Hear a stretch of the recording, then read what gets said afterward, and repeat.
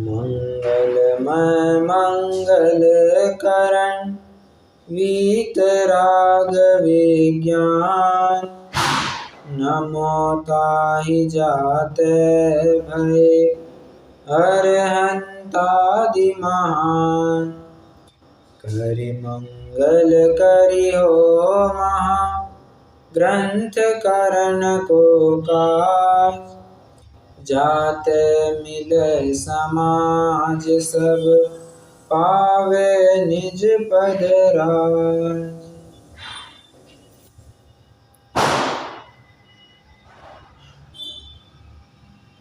जो नर उत्तम प्रकृति का करि सकत कुसंग। चंदन विष व्यापत नहीं लिपटे रहे भुजंग। जिन लोगों की मानसिकता, जिन लोगों की विचारधारा बहुत ही उत्तम या बहुत ही अच्छी हुआ करती है, उनको कोई भी परद्रव्य डिगाने में समर्थ नहीं है। जैसे चंदन विष व्यापत नहीं लिपटे रहे भुजंग, मतलब चंदन का पेड़ ऐसा है, उसको सांप लिपटे हुए रहते हैं। आप किसी भी जंगल चंदन के पेड़ को देखना, सांप उसको लिपटे हुए, छोटे छोटे नहीं, ऐसे बड़े बड़े सांप लिपटे हुए मिलेंगे। ऐसा होते हुए भी चंदन तो कभी भी उसमें से विष नहीं लेता। चंदन तो अपनी महक ही देता है, चंदन अपनी शीतलता ही देता है, बराबर। उसी प्रकार जो पुरुष उत्तम विचारधारा वाले होते हैं, उत्तम पुरुष ही कह लीजिए, जो उत्तम पुरुष होते हैं, जो साधु पुरुष होते हैं, वे उनकी प्रकृति ऐसी होती है, वे किसी भी पराई वस्तु के संयोग से इष्ट अनिष्ट कल्पना नहीं करते हैं। पराई वस्तु सामने आई, उसको जाना, इष्ट अनिष्ट कल्पना नहीं करते हैं, इसीलिए उनको उत्तम पुरुष कहा जाता है। उत्तम पुरुष बड़े लोग। यहाँ पर प्रकरण से संगत बात कीजिए। पंच परमेष्टि में अपन हर परमेष्टि के प्रकरण में एक बात देखते आ रहे हैं कि वे वीतरागता की तरफ बढ़ रहे हैं। लोक में भी ज्ञान और वीतरागता इसी की महिमा है। आप चाहे वो प्रकरण उठा करके देख लीजिए, ज्ञानी की तो महिमा होती ही होती है। आप कहीं पर भी जाइए, ज्ञानी सर्वत्र पूज्यते, स्वदेशे पूज्यते राजा, विद्वान सर्वत्र पूज्यते। विद्वान तो सभी जगह पूजा जाता है। मतलब ऐसा कोई व्यक्ति, कोई ज्ञानी नहीं होगा जिसकी पूज्यता आंकी नहीं जाती हो। फिर ये विचार नहीं किया जाता उसके पास धन है नहीं है, कुछ विचारा नहीं जाता है। जैसे विलियम शेक्सपियर, हम ये विचार नहीं करते हैं कि इस व्यक्ति के पास धन था या नहीं था। अपने अल्बर्ट आइंस्टाइन, हम ये देखते नहीं है इनके पास धन था। न्यूटन, हम ये नहीं देखते हैं। और कौन, अपना थॉमस अल्वा एडिसन, जिन्होंने बल्ब का, बिजली का आविष्कार, हाँ बराबर, उसका बल्ब का आविष्कार किया था, बराबर। तो उनके जीवन से हम ज्ञान लेते हैं, तो ज्ञानी की सर्वत्र महिमा है एक। और दूसरा पॉइंट मैंने क्या कहा था, वितरागता की सर्वत्र महिमा है। आप कोई भी व्यक्ति उठा लो, उसके पास ज्ञान कम हो परंतु उसका आचरण बहुत योग्य है। वो किसी भी परिस्थिति में ज़्यादा हड़बड़ाता नहीं है, शांत चित्त बना रहता है। हाँ, जानता है, जानन हारा बना रहता है। जानन हारा मतलब हाँ, जान रहा हूँ, देख रहा हूँ, दूध उफन करके जा रहा है, जान रहा हूँ, देख रहा हूँ, वो वाली बात अब मत लगाना, ठीक है। यहाँ पर एक सामान्य बात चल रही है कि जो वीतरागी बना रहता है, जो किसी भी परिस्थिति में बह नहीं जाता है, किसी एक पक्ष से बह नहीं जाता है, जो समान न्याय करना जानता है, जो वीतरागी बना रहता है, उसी की महिमा होती है। आप क्रिकेट का मैदान ही क्यों ना उठा लो, क्रिकेट के मैदान में बल्लेबाज आउट है या नहीं है, ये पूरा स्टेडियम नहीं क्या कहते हैं, निश्चित कर सकता। ना ही वो 11 खिलाड़ी जो खेल रहे हैं वो निश्चित कर सकते हैं। वो जो बीच में टोपी वाला खड़ा है, वो जो अंपायर है, जो पंच है, वो निर्णय लेगा कि हाँ ये बल्लेबाज आउट है या नहीं है। और कभी कभी फिर अपन को व्यक्ति के ऊपर भी संशय आ सकता है, यार ये कहीं पार्शियलिटी ना कर दे, तो क्या करते हैं, थर्ड अंपायर बुलाते हैं सीधा, जो क्या मतलब कैमरा में दिखाता है, स्क्रीन पर दिखाता है ये बल्लेबाज आउट है, बैट को कट लगाया नहीं लगा, बैट को कट लगाया फिर पैड्स पे लगाया, मतलब हाँ ये नॉट आउट है, और सीधा पैड पे लगाया, स्टंप की लाइन में आ रहा है, जो कुछ भी है, तो वो आउट कहलाएगा, बराबर। तो जहाँ जो इम्पार्शियल होता है, इम्पार्शलिटी की महिमा है। व्यक्तियों में अगर आपको देखना हो तो गांधी जी थे, उनके पास क्या था ऐसा धन, ज्ञान भी ऐसा उनके पास क्या था, परंतु उनका आचरण देखने लायक था। उन्होंने जिस जिस प्रकार से देश सेवा की है, जिस प्रकार से लोगों का नेतृत्व किया है, जो उनको शिक्षाएं दी है, वो सराहनीय है। वो वितरकता दिखाती है। मतलब उनके पास पैसा नहीं है, मतलब तो वे बहुत कमजोर हो गए, नहीं। मैं वितरकता भी एक विशिष्ट दायरे में रह करके कर रहा हूँ। ये मत समझना कि साधु संत हो गए वितरागी उनको पूछना चालू कर दो, ऐसी बात नहीं कर रहा हूँ। एक विशिष्ट दायरे में रह करके वितरकता कह रहा हूँ मैं। हाँ, तो उसकी महिमा है। और कोर्ट में केस भी लड़नी है, न्याय कौन होता है, न्यायाधीश कौन होता है, जो वितरागी होता है। किसी एक पक्ष का पक्षपात नहीं करता है, न्यूट्रल होता है, बराबर। तो कहने का तात्पर्य मेरा यही है कि ज्ञान की और वितरागता की, इन दो ही गुणों की विशेष रूप से पूज्यता पाई जाती है। तो प्रश्न है, कोई ज्ञान नाम की कोई विशिष्ट वस्तु होगी, उसकी आरती उतारते होंगे, वितरागता नाम की कोई विशिष्ट जगह होती होगी, विशिष्ट व्यक्ति होती होगी, उसकी आरती उतारते होंगे? नहीं, ये वितरागता और ज्ञान ये तो गुण है। तो कहाँ पर मिलेंगे? अरे गुणी के पास मिलेंगे। जो व्यक्ति उन गुणों को धारण किया हुआ है उसके पास मिलेंगे। हमें पूज्यता तो गुणों की है, परंतु गुण किसी क्या कहना चाहिए, क्या है वो, पहाड़ जंगल वन जंगल आदि में किसी जगह पर रखा नहीं है। तो ये तो व्यक्ति के आश्रय से रहते हैं, और गुणों की पूज्यता होने के कारण और गुण ये किसी व्यक्ति के ही आश्रय से रहने के कारण उस व्यक्ति की भी महिमा आकी जाती है। हमें फिर से कहूँ, हमें तो महिमा वितरागी पने की है, हमें तो महिमा ज्ञानी पने की है, परंतु वो कोई अलग अलग नहीं पाए जाते हैं। वो जिनके साथ पाए जाते हैं महिमा तो उनकी होती है, उसके साथ साथ उनकी भी महिमा हो जाती है। पंच परमेष्टि क्यों पूजनीय है? हम मंगलाचरण में देख करके आए थे, पंच परमेष्टियों से हमारा विशेष कुछ लेना देना नहीं है। क्यों? मंगलमय मंगलकरण, ये तो वितराग विज्ञानता को बताया है, बराबर। उसको हम नमस्कार कर रहे हैं। उसके लिए एक और कारण बताते हैं, जाते नमो ताहि जाते भय अरहंतादिमान, और उसी के आश्रय से अरहंतादि महान हुए। तब जाकर के हम अरहंतादि को भी पूजना चालू करते हैं। अगर अरहंतादि के पास वितरागता और विज्ञानता ही नहीं होती तो उनको कौन पूछता था? कोई नहीं पूछता था। आज अरहंतादि की भी वैल्यू क्यों आ रही है? वितरागता है, विज्ञानता है। आज अपन नए प्रकरण में जा रहे हैं। मैं पूरी भूमिका ही बना रहा था अभी तक 5-10 मिनट। पूज्यत्व का कारण, इस प्रकरण को हमें कंप्लीट करना है। एक पैराग्राफ है, आज फटाफट हो जाएगा, कोई दिक्कत वाली बात नहीं है। आराम से तसल्ली से हम इसको समझते हैं, पंडित जी साहब क्या कहना चाह रहे हैं। वैसे एक और बात, मैं अभी वितरागता और विज्ञानता की बात कर रहा था, ठीक है, मैं एक काम करता हूँ, उसको थोड़ा बाद में ही लेता हूँ, जैसे प्रकरण आएगा बीच में तो उसको तब उठाऊंगा। इस प्रकार मिल रहा है, पेज नंबर 4 पर है, पूज्यत्व का कारण हेडिंग है, नया प्रकरण चालू हो रहा है। इस प्रकार इन अरहंतादि का स्वरूप है सो वितराग और विज्ञानमय है। स्वरूप कैसा बताया है? वितराग विज्ञानमय है। दो गुणों को मुख्य किया है, वितरागता और विज्ञानता, वितरागता और विज्ञानता। प्रश्न है मेरा, यहाँ पर विज्ञानता का ये मतलब ज्ञान गुण को ले लिया, वितरागता का ये मतलब चारित्र गुण को ले लिया। यहाँ पर श्रद्धा गुण कहाँ गायब हो गया?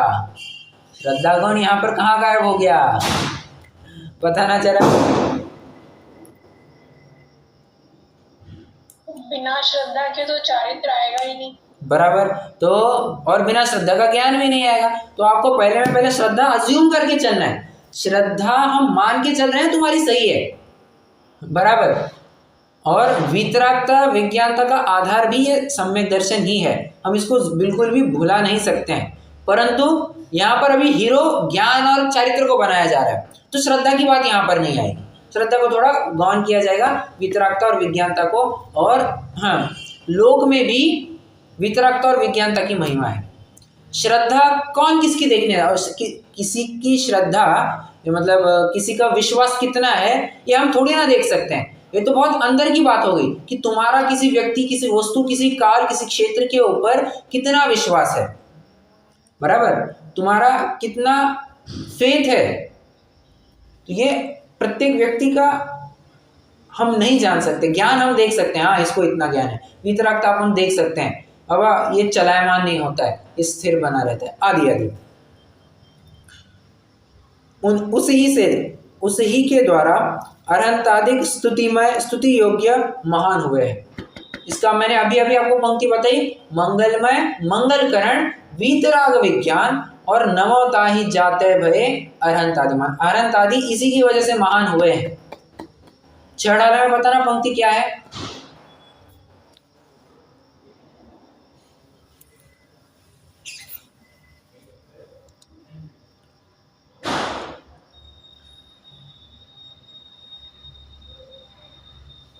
शिव स्वरूप शिवकार नमो त्रियोग संहारिके।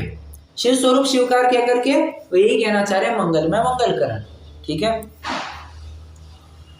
क्योंकि जीव तत्व की अपेक्षा तो सर्व ही जीव समान है, परंतु रागादि विकारों से व ज्ञान की हीनता से तो जीव निंदा योग्य होते हैं, और रागादि की हीनता से वो ज्ञान की विशेषता से स्तुति योग्य होते हैं। देखो, हाँ, किसी भी व्यक्ति को बहुत कम माना जाता है या उसकी वाहवाह, उसकी चर्चे लोक में कब बनते हैं, उसके पास कोई एक विशिष्ट गुण होता है, तब जाकर के उस व्यक्ति के चर्चे होने लगते हैं।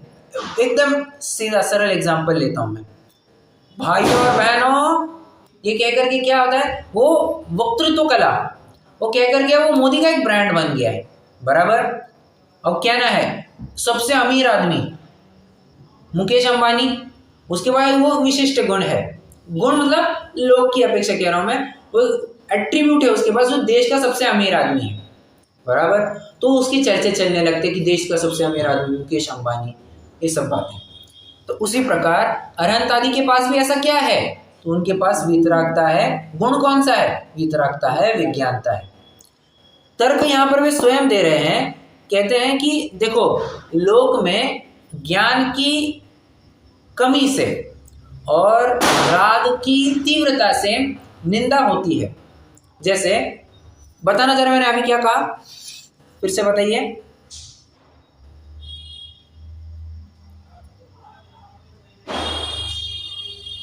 ज्ञान की कमी से और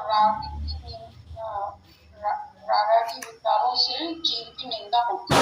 अच्छा, मुझे बताना जरा, मैंने अभी 10 मिनट पहले मैंने अभी मंगलाचरण कैसे शुरू किया था।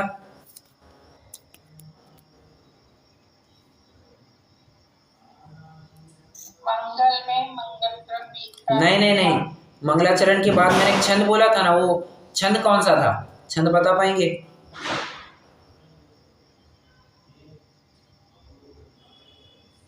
अटक गए ना। देखो, मैं उदाहरण मानता, मैं आपको बिल्कुल भी नीचा नहीं दिखा रहा हूँ, पहली बात कह रहा हूँ, मुझे तो बस अपना उदाहरण फिट करना था। अब देखिए, अब आपको उत्तर नहीं देते आया, आपको कहीं ना कहीं खल रहा होगा, ओ हम इसका उत्तर नहीं दे पाए, कहीं ना कहीं लगता है ऐसा। जी भैया जी। बस मतलब कहना चाह रहे हैं, मैं तो पंडित साहब का ये जो सिद्धांत है मैं उसको घटित कर रहा हूँ, मैं आपको फिर से कह रहा हूँ, मुझे ऐसा कोई अभिप्राय नहीं था। जब भी हमें उत्तर नहीं देते, हमें उत्तर नहीं देते आ रहे, बाकी सब उत्तर दे रहे, मैं उत्तर नहीं दे पा रहा हूँ, मतलब अज्ञान ये दुख का कारण है। ज्ञान नहीं होना ये तुम्हारे लिए निंदा का कारण है। और अब स्वयं देखिए, जो लड़का या जो लड़की स्कूल में हर एग्जाम में, हर टेस्ट में फेल होते हैं, उनकी निंदा होती है या नहीं होती है? टीचर उनको डांटते हैं या नहीं डांटते हैं? बच्चे उनकी मजाक उड़ाते हैं या नहीं उड़ाते हैं? फेल हो गया, मजाक उड़ाते हैं नहीं उड़ाते? बिल्कुल उड़ाते हैं। क्यों? अज्ञान है तुम्हारा, तो ज्ञान की हीनता ये निंदा का कारण है। ये तुम्हारे पास ज्ञान नहीं है ना, ये तुम्हें निंदा का कारण है, समझना। एक अरे सिंपल सी बात है, हम किसी व्यक्ति को पहले मिले हो और कुछ दिनों बाद हम उस व्यक्ति को फिर से मिले, परंतु उसका नाम भूल जाए। ये तुम्हारा नाम क्या है? सामने पूछ सकते हैं क्या ऐसा? अब हमारी दादी जी सामने, हमारी दादी जी खुद एक्सेप्ट करिए, ये देखो भाई मेरे साथ ऐसा होता है। बस नहीं, फैक्ट है, हम किसी व्यक्ति को सामने से थोड़ी पूछ सकते ए भैया तेरा नाम क्या है, मैं तेरा नाम भूल गया। वो कह रहे तेरे को मेरा नाम याद नहीं है, अपन अभी तो बात किए थे। मतलब अज्ञानता ये निंदा का कारण हो जाता है, लोक में ये माना जाता है। रागादि विकारों की तीव्रता, रागादि विकारों की तीव्रता मतलब कुछ भी हो जाए मैं तो एक ही पक्ष पकड़ूंगा, कुछ भी हो जाए मैं तो एक ही पक्ष पकड़ूंगा। ये तू तो मोदी वाला है, ये तू तो कांग्रेस वाला है, ये तू तो छोड़, तेरी तो कुछ बात ही नहीं, तू पक्ष पकड़ करके रखा है। तो जो पक्ष पकड़ करके रखता है उसका कभी भी उद्धार नहीं होता, उसकी निंदा ही होती है। अब जैसे कोई एक पॉलिटिशियन, बहुत मैं किसी पॉलिटिशियन का नाम नहीं ले रहा हूँ अभी, एक जनरल एग्जांपल है, कोई पॉलिटिशियन बहुत कर रहा है हिंदू मुसलमान हिंदू मुसलमान हिंदू मुसलमान।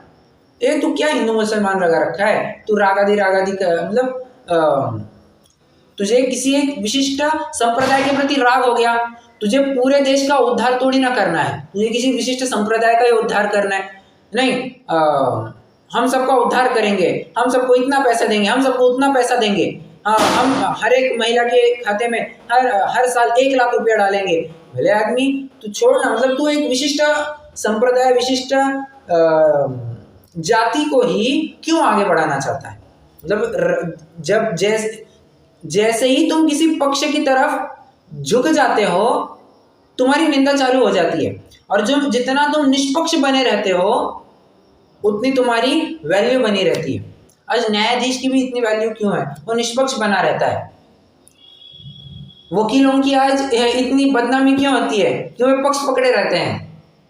माय लॉर्ड मेरा क्लाइंट तो निर्दोष है, माय लॉर्ड मेरे क्लाइंट को तो कोई सजा मिलनी ही नहीं चाहिए। अब सब अपना अपना पक्ष पकड़ के रखे, और कहते ही है ना कि काले कोट वाले से जरा दूर ही रहना, सफेद कोट और काले कोट वालों से जरा दूर रहना है। मतलब क्या? सफेद कोट मतलब डॉक्टर, काले कोट मतलब वकील, दोनों से जितना दूर रहोगे उतना बेहतर है।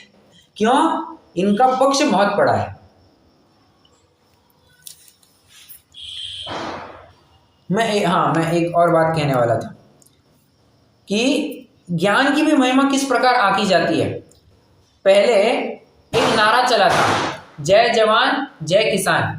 उसके बाद एक और नारा चला, उसी को एक्सटेंड किया, जय जवान जय किसान जय विज्ञान। जय विज्ञान भी ऐड किया। क्यों? ज्ञान की महिमा है। रोटी, कपड़ा, मकान, ये 3 बेसिक नेसेसिटीज है, आवश्यक है ये जीवन के लिए। परंतु इन आवश्यकों की सामान्य पूर्ति के बाद अगर सबसे पहला कोई आवश्यक होगा तो वो है विद्यार्जन, वो है ज्ञान। एजुकेशन को 4th नेसेसिटी कहा जाने लग गया है, बराबर? सभी इस बात से वाकिफ होंगे ही। Education is the 4th necessity. रोटी, कपड़ा, फूड, क्लोथिंग, शेल्टर, ये तो है ही। एजुकेशन, तुम्हारे पास नॉलेज भी होना चाहिए, ठीक है। कहाँ आए थे? हाँ, रागादि विकारों से व ज्ञान की हीनता से तो जीव निंदा योग्य होते हैं, और रागादि की हीनता से व ज्ञान की विशेषता से स्तुति योग्य होते हैं। जिसके पास जितना ज्यादा ज्ञान वो उतना ज्यादा पूजनीय होता है। हाँ, आज कालिदास को इतना क्यों मानते हैं? ज्ञान का भंडार है भाई उसके पास। इतना साहित्य लिख करके गए हैं, क्यों? ये ज्ञान की महिमा है। वैसे देखा जाए तो अंगूठा छाप थे, कुछ नहीं आता जाता था, और इतनी अज्ञानता थी कालिदास की कि पेड़ की शाखा काट रहे हैं तो पेड़ के एकदम बाहरी हिस्से पर जाकर के बैठ जाते थे और फिर पेड़ की शाखा काटते थे। भले आदमी पेड़ की शाखा कटेगी तो तू भी गिर जाएगा ना, उल्टा बैठेगा तो तू भी गिरेगा। मतलब इतनी मूर्खता थी। और बाद में देखो, जब ज्ञान उनको आया, जब उन्होंने विद्यार्जन की, विद्या को सिद्ध किया, तो उनकी कितनी महिमा होने लग गई। ज्ञान बढ़ने से महिमा बढ़ती है, राग कम होने से महिमा बढ़ती है, बराबर? वितरागता, विज्ञानता। देखिए वीतरागता और विज्ञानता का महिमा के साथ, स्तुति के साथ डायरेक्ट रिलेशन है। जितनी वीतरागता बढ़ेगी उतनी महिमा बढ़ेगी, जितना ज्ञान बढ़ेगा उतनी तुम्हारी महिमा बढ़ेगी। मतलब कहना चाह रहा हूं कि डायरेक्टली रिलेशनल है, डायरेक्ट रिलेशन है, एक बढ़ेगा तो दूसरा भी बढ़ेगा। अच्छा, राग घटेगा तो महिमा बढ़ेगी, यहाँ पर इनवर्स रिलेशन लगेगा। ठीक है, आगे। सो अरहंत सिद्धों के तो संपूर्ण रागादि की हीनता है और ज्ञान की विशेषता होने से संपूर्ण वीतराग विज्ञान भाव संभव है। अरहंत सिद्ध की क्या बात कर रहे हैं? तो पूर्ण वीतरागी हो गए, पूर्ण ज्ञानी हो गए। अब मुझे एक भी जरा किस्सा दिखाना, एक भी जरा अरहंत का नाम या सिद्ध का नाम बताना जहां पर उनके राग का अंश पाया जाता हो या अज्ञान का अंश पाया जाता हो, जरा बताना। एक भी उदाहरण नहीं मिलेगा आपको। क्यों? अरे उदाहरण बने तो देना, उदाहरण संभव ही नहीं है। जहां पर राग मिट चुका है तुम वहां पर कैसे प्रश्न पूछ सकते हो कि राग का अंश विद्यमान है या नहीं? वो तो वीतरागता है, वो वीतरागता की पूर्ण। हम तो ये कह रहे हैं कि 11वें गुणस्थान में वीतरागता प्रकट हो जाती है, मोह के अभाव में 11वें गुणस्थान में वीतरागता प्रकट हो जाती है। तो अरहंत सिद्धों की तो बात ही बहुत दूर की है। एक नंबर 2, ज्ञान, अज्ञान भी इनका मिट चुका है। कौन सा अज्ञान मिटा है जरा बताना? शैव का ज्ञान मिटा है या औदय का ज्ञान मिटा है?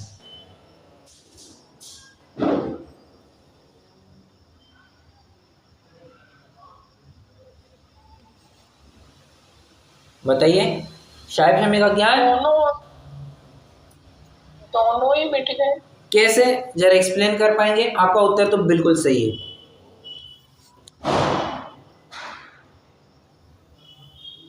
मतलब औदय का ज्ञान तो वो सिद्ध बन गए तो औदय को ज्ञान घट गया, और शारीरिक ज्ञान तो छद्मस्तक ही पाया जाता है।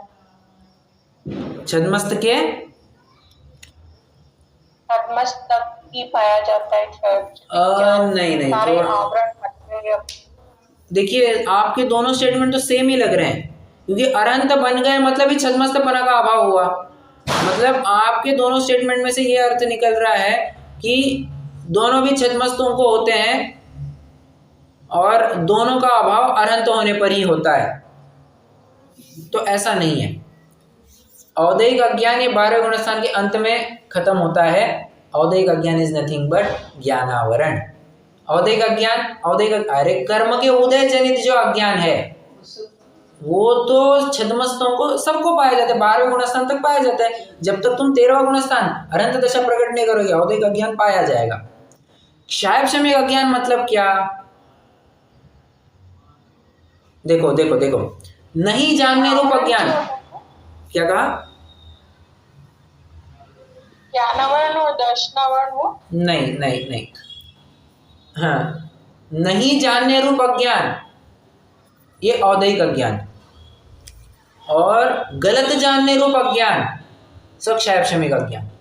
गलत जानने रूप अज्ञान मतलब, अरे मैंने जीव को अजीव माना, अजीव को जीव माना, उसी प्रकार जाना, तो ये तो गलत जानने रूप ज्ञान हुआ ना, तो एक शैव शमिक अज्ञान। ठीक है, मिथ्या दर्शन से साथ जो अज्ञान पाया जाता है वो शैव शमिक अज्ञान। थोड़ा और सिंप्लीफाई करता हूं मैं, ठीक है, या बिना सम्यक्तों का अज्ञान, हाँ, बिना सम्यक्तों का जो ज्ञान होता है उसको शैव शमिक अज्ञान कहा है। ठीक है, औदयिक अज्ञान कर्म के उदय जनित है। अब जब तक केवल ज्ञानावरण नामक सर्वघाती प्रकृति का उदय चल रहा है तब तक मैं केवल ज्ञान प्रकट नहीं कर पा रहा हूं, तो क्या सब कुछ जान नहीं पा रहा हूं, निमित्त की अपेक्षा कथन कर रहा हूं मैं डेफिनेटली। और जैसे केवल ज्ञानावरण का अभाव हुआ मैं सब कुछ जानने लग गया। मतलब एक है कर्म के उदय जनित, एक है तुम्हारा मिथ्यात्व जनित।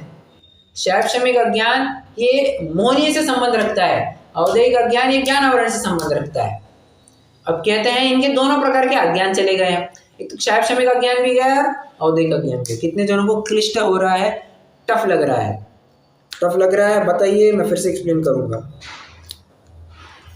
नहीं, टफ तो नहीं लगा, लेकिन इसलिए एक बार इस हो सकती फिर से बताता हूँ, चलो फिर से बताता हूँ।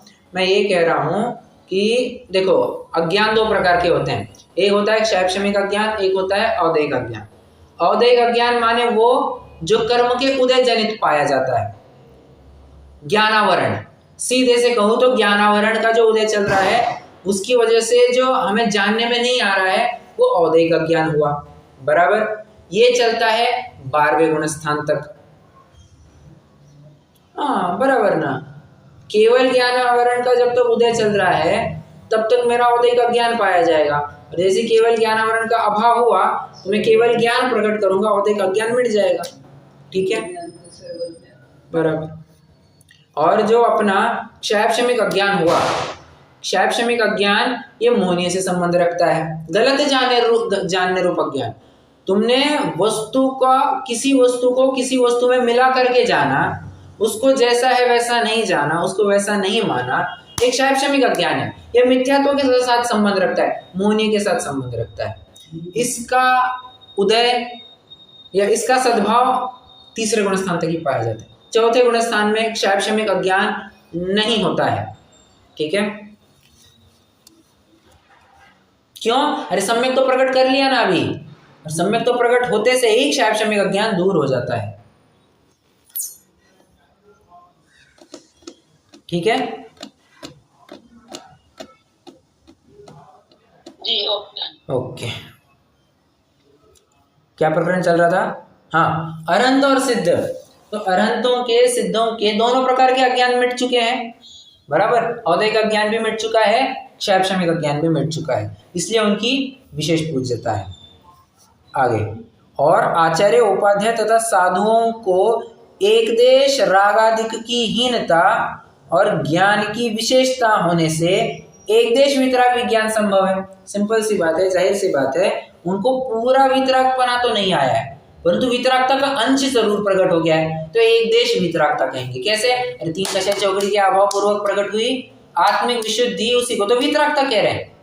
बराबर। आइए 1 मिनट में आपको एक फटाफट कुछ प्रकरण पढ़ के दिखाऊंगा। पेज नंबर 213, मोक्ष मार्ग प्रकाशक।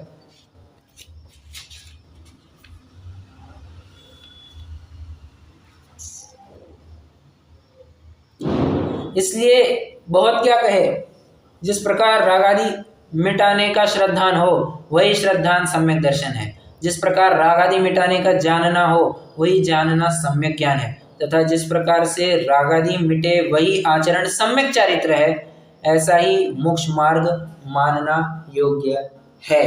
आगे बात, जे राग द्वेष मिटने चाहिए। ठीक है, तो 3 कषाय चौकड़ी का अभाव पूर्वक जो प्रकट हुई आत्मिक शुद्धता है, विशुद्धता है, उसको कहेंगे एक देश वितरागता। एक देश विज्ञानता कैसे पाई जा रही है? अब यहाँ पर ज्ञान कह करके शैक्षणिक ज्ञान मत लेना। शैक्षणिक मतलब मुझे इतने शास्त्रों का ज्ञान है, मुझे ये आता है, मुझे वो आता है, नहीं नहीं नहीं। यहाँ पर ज्ञान कह करके सम्यक ज्ञान की बात चल रही है। क्यों? सम्यक ज्ञान जैसा अरहंतों में है, वैसा ही सिद्धों में है, वैसा ही बचे हुए परमिष्टियों में भी एक देश रूप से पाया जा रहा है। समझ में आ रहा है? भले ही वे आत्मा के प्रदेशों को आकार आदि के माध्यम से नहीं जान पा रहे होंगे, गुण, अनंत गुण आदि के माध्यम से नहीं जान पा रहे होंगे, परंतु अनुभव के माध्यम से तो जान ही पा रहे हैं ना। जान बना हुआ आत्मा का, बस वही बात कहना चाह रहे हैं। राग आदि की कहाँ गया? हाँ, ज्ञान की विशेषता होने से एक देश वितराग विज्ञान संभव है, इसलिए उन अरहंतादिक को स्तुति योग्य महान जानना। क्या कहा जा रहा है? अरहंतादिक को स्तुति योग्य महान जानना। अरहंत की तो बात ठीक है, समझ में आ जाती है, सिद्धों की बात समझ में आ जाती है। आचार्य उपाध्याय साधु में भी मुझे बताइए, हम जो वर्तमान में संघ के आचार्य है, उनके लिए स्तुति योग्य कौन है? अरहंत सिद्ध को बाजू में रखे तो उनके लिए स्तुति योग्य कौन है?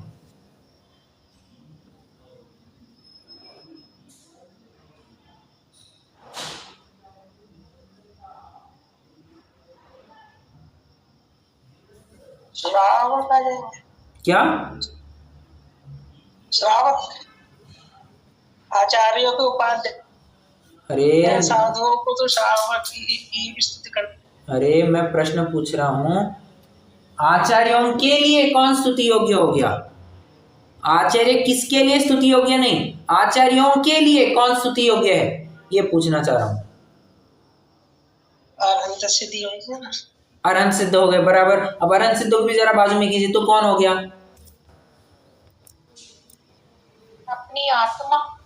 आत्मा ने, अब व्यवहार की बात चल रही है। आपके उत्तर बिल्कुल सही जा रहे हैं, पर वितराग विज्ञान तो नहीं।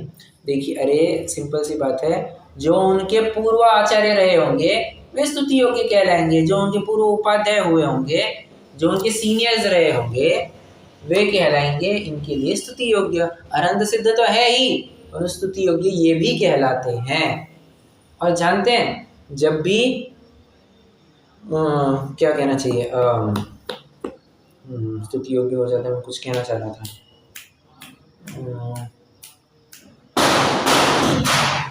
स्तुति योग्य हो जाते हैं, हाँ, जब भी मुनि संघ में गुरुपासना चलती है, गुरुपासना में कहने की अपेक्षा समस्त साधुगण मिलकर के आचार्य को धन्यवाद देते हैं, हे महाराज, हे भगवान, धन्य है आपकी, साधुवाद आपको कि आपने हमें मोक्ष मार्ग पर बनाए रखा, हमारी साधना में बहुत सहायता करी, बहुत अनुकूलता दी, आदि आदि, आप धन्य हैं, आपकी वजह से हमें मोक्ष मार्ग पता चला। ऐसे धन्यता प्रकट करते हैं, बराबर। तो धन्यता प्रकट करते हैं, तो आचार्य किसके लिए करते होंगे? आचार्य ऐसी धन्यता किसको प्रकट करते होंगे? वे ये विचार करते हैं कि ये सब साधुगण जो मुझे ये प्रशंसा दे रहे हैं, मैं ऐसी की ऐसी ले जा करके मेरे आचार्यों को दे, जो उनके गुरु, उन अपने गुरुओं को मैं दे देता हूँ, गुरुओं को मैं समर्पित कर देता हूँ कि उनके वजह से आज मैं यहाँ पर विद्यमान हूँ। अगर वे ना होते तो हम यहाँ पर नहीं हो पाते। ऐसे वे उनके लिए स्तुति योग्य, मैं किसके ऊपर बात कर रहा हूँ, इसलिए उन अरहंत आदि को स्तुति योग्य महान जानना। ठीक है, चलिए, प्रकरण प्रारंभ करने को तो मैं नया प्रकरण प्रारंभ कर भी सकता हूँ, परंतु मुझे लगता है आज इतना काफ़ी रहेगा। एक छोटा सा प्रकरण, पूज्यत्व का कारण, उसको अपन ने पूरा कर दिया है। कल अपनी एक कक्षा रहेगी, उसके बाद में फिर उसके बाद तो 4 दिन की छुट्टी है अपनी। ठीक है, देखते हैं कल जितना हो पाता है उतना करेंगे। अभी प्रश्न है तो पूछ सकते हैं। भैया जी, हाँ जी, वो जो आपने बताया था कि द्रव्यलिंगी साधु जो है वो पूछने योग्य नहीं है ना? मैंने ये नहीं कहा था।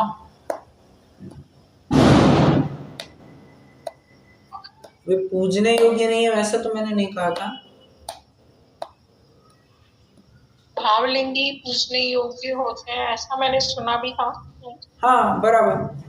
परंतु आप मुझे बताइए, आप बाहर से भावलिंग पहचान सकते हैं क्या?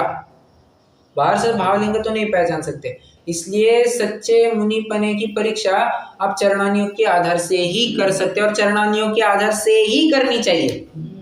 आपके पास इसके ऑप्शन नहीं है, करणानियोग से नहीं कर पाएंगे, अध्यात्म से नहीं कर पाएंगे, प्रथमानियोग तो वैसे भी कुछ काम का नहीं होता है। तो आपको चरणानियोग की कसौटी पर कसना होगा।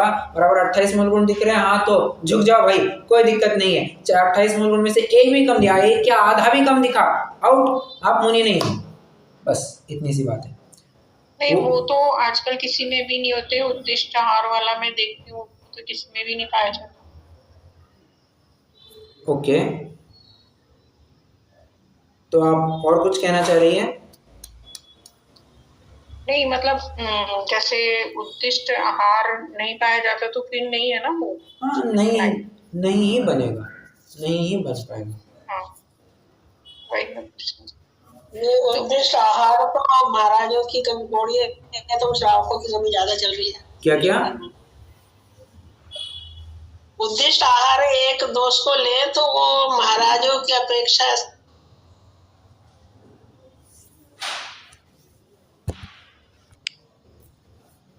मैं बोल रही थी उद्दिष्ट आहार का तो महाराजों की अपेक्षा तो श्रावकों को ज्यादा जा रहा है ना आजकल। अरे बट हमारे घर में उतनी शुद्धता नहीं, हमारी कमी है।